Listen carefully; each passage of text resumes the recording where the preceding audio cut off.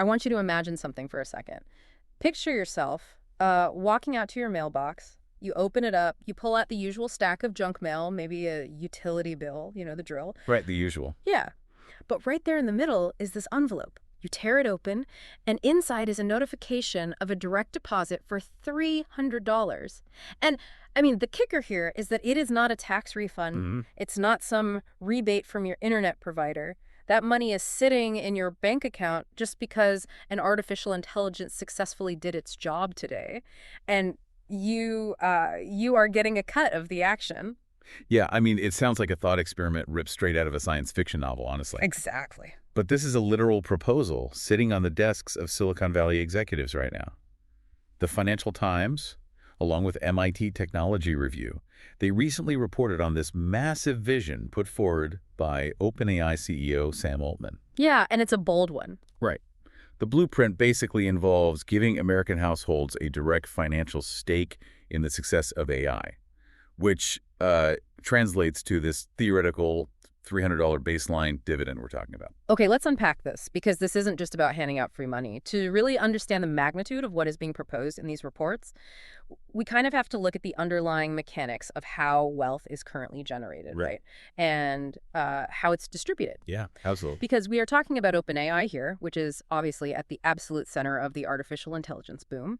And the CEO is pushing a narrative that the astronomical wealth generated by cognitive automation, well, it shouldn't just be hoarded in a few zip codes in Northern California. Right, exactly. The proposal is, like, it's an attempt to ensure the American public actually sees a tangible, literal financial yield from this technology. So it's your family's potential bank account on the line here. What's fascinating here is how this blueprint fundamentally challenges the economic paradigm we've all basically accepted as the default for, what, the last 50 years? Oh, easily 50 years. Yeah. Because when you look at historical precedents, I mean, think about the personal computer revolution or the birth of the commercial internet, the whole smartphone boom. We saw what economists call capital-biased technological change. Yeah. The financial rewards just become hyper-concentrated. It's so concentrated. The vast majority of the equity goes to the founders, the venture capitalists, the early engineers, and, the institutional investors who funded the infrastructure in the first place.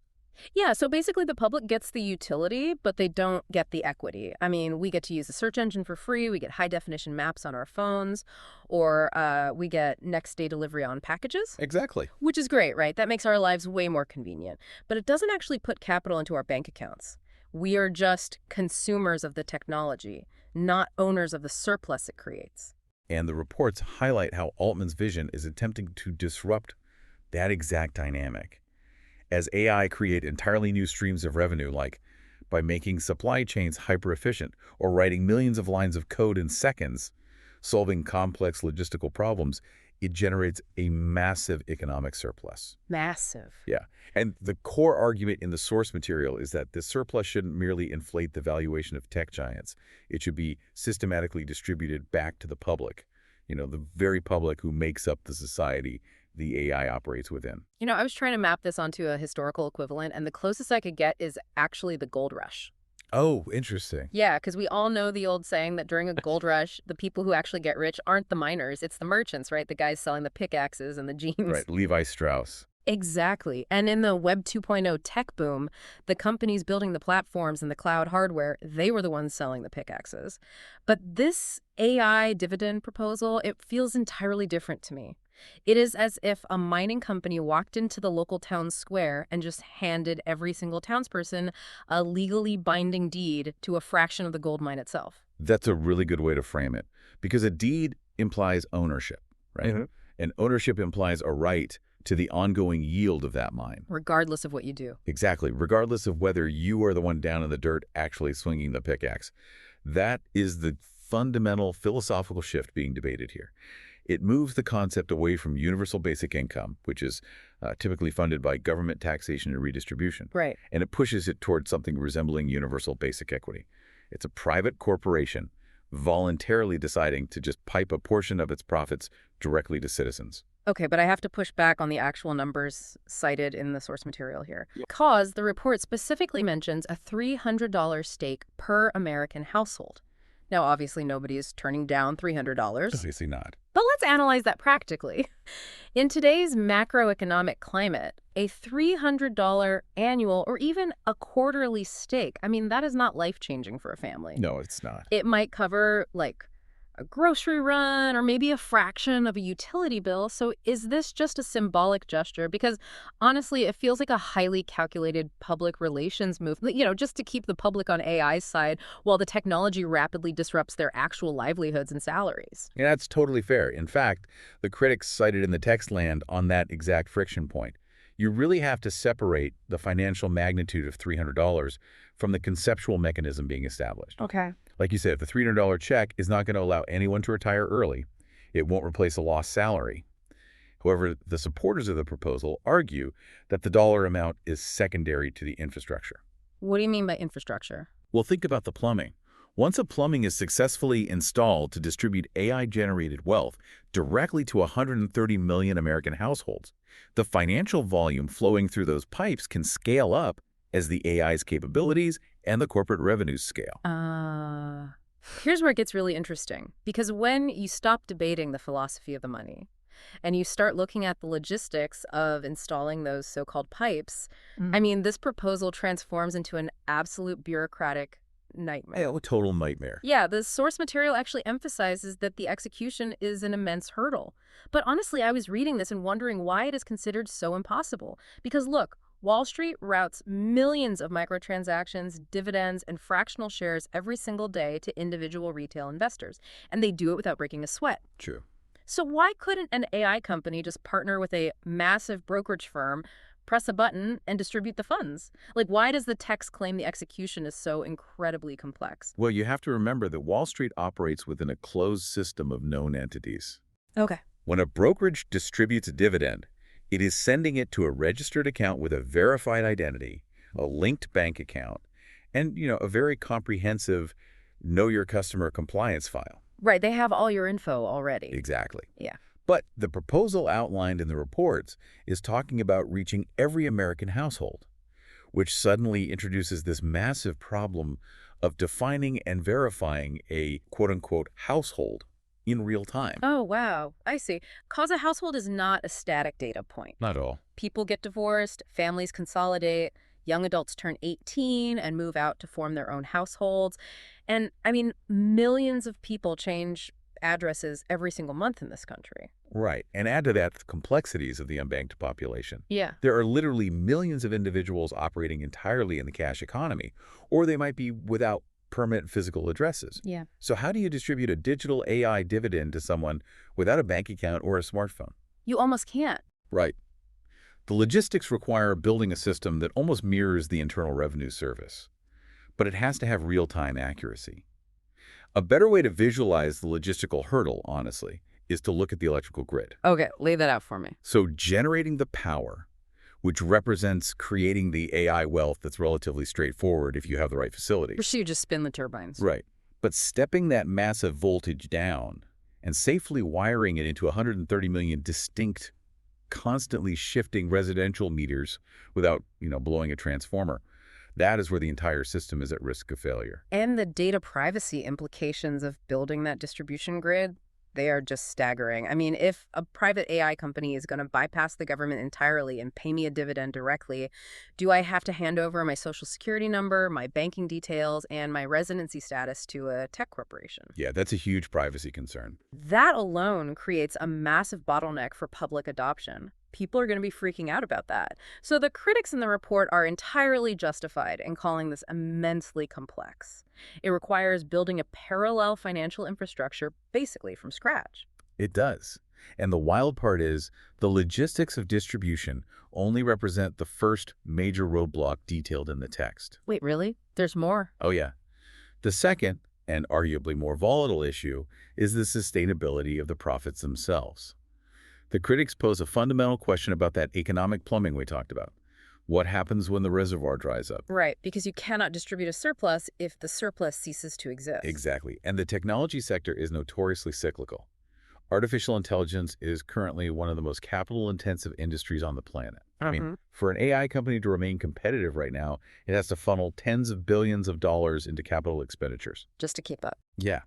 They are building these massive data centers, purchasing specialized microchips by the truckload, and consuming gigawatts of electricity.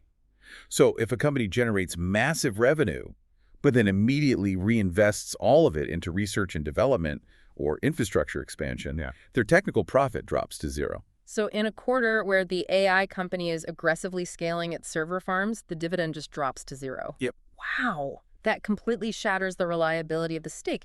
I mean, think about it. If a family starts budgeting around a $300 AI dividend, and suddenly the tech company decides, well, they need to buy 50,000 new GPUs, the family's dividend basically vanishes just to fund the company's hardware upgrade. And that creates a massive social liability. If the public comes to expect this stake as part of the social contract, a $0 dividend quarter could trigger huge public backlash against the company. Oh, absolutely. People would be furious. Right. The critics emphasize that we are debating how to slice and distribute a pie, that we are not entirely sure we'll bake correctly or consistently every single time.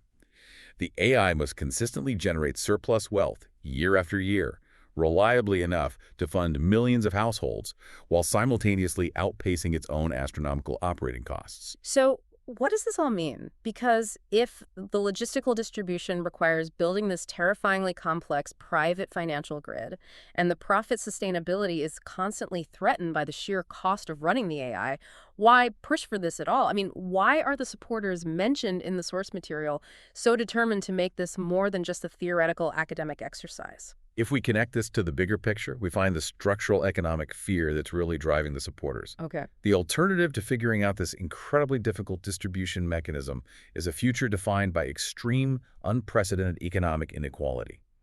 The text specifically frames this proposal as an attempt to use AI to bridge the wealth gap, rather than allowing the technology to accelerate the divide. Because we are looking at a fundamental shift in the value of human labor, right? Exactly. If AI achieves even a fraction of what these companies project, it is going to automate highly compensated cognitive labor. We aren't just talking about, factory robotics anymore. We are talking about coding, legal analysis, medical diagnostics, logistics planning. White-collar work. Yeah. Yeah. If those roles are automated, the individuals who used to command high salaries for that work are just displaced. And the economic value of that displaced labor, it doesn't just disappear. Right. It actually gets captured by the AI systems performing the tasks, and by extension, it flows upward to the owners of the capital holding the servers. This is that hyper-concentration of wealth we discussed earlier, just playing out on a scale we haven't seen before. A terrifying scale, honestly. Yeah.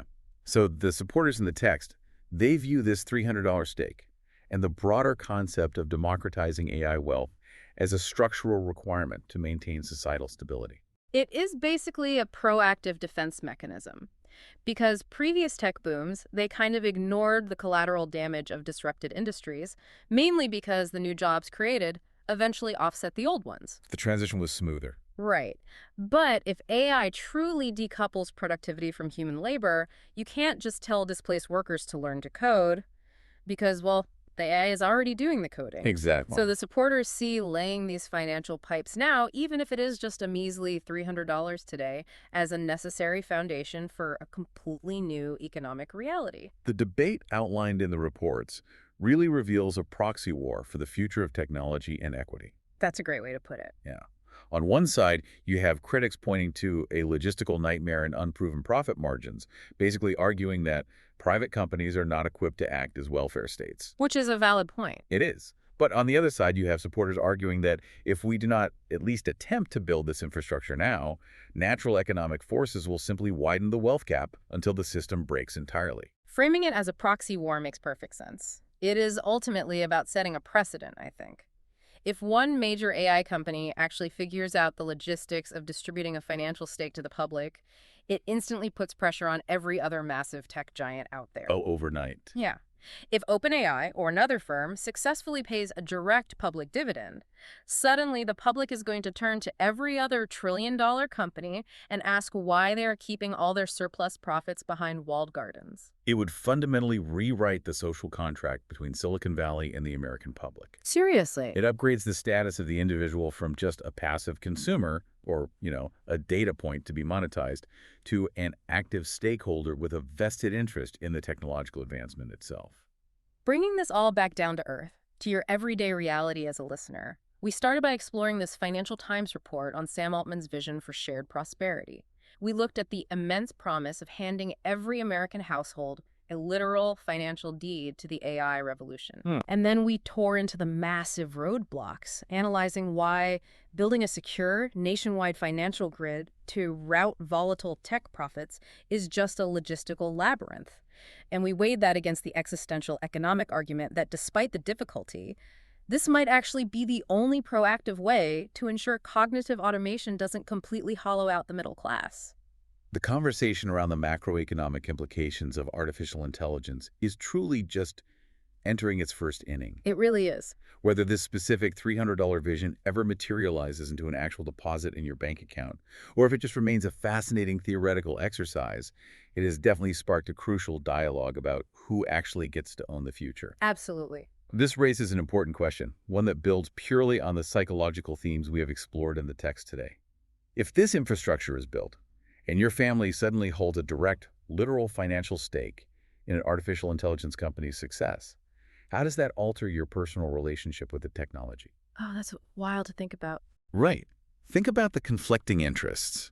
If an AI starts disrupting your specific industry, or maybe even threatening to automate the department you work in, do you read against it to protect your current salary? Yeah. Or do you find yourself quietly cheering for the AI's efficiency because its success is actively paying your family a growing quarterly dividend? Wow, that completely flips the incentive structure of the modern workforce. It literally turns every citizen into a conflicted investor. You walk out to your mailbox, you see that envelope with the dividend check from the AI, and suddenly you have to decide whose team you're really on, right? Your profession or your portfolio? That's the billion-dollar question. It really is. Well, thank you for joining us on this deep dive. In an era where the foundations of our economy are undergoing such rapid, unpredictable technological change, staying curious and rigorously questioning these grand proposals is really the best way to navigate the future. Keep exploring, and we will catch you on the next one.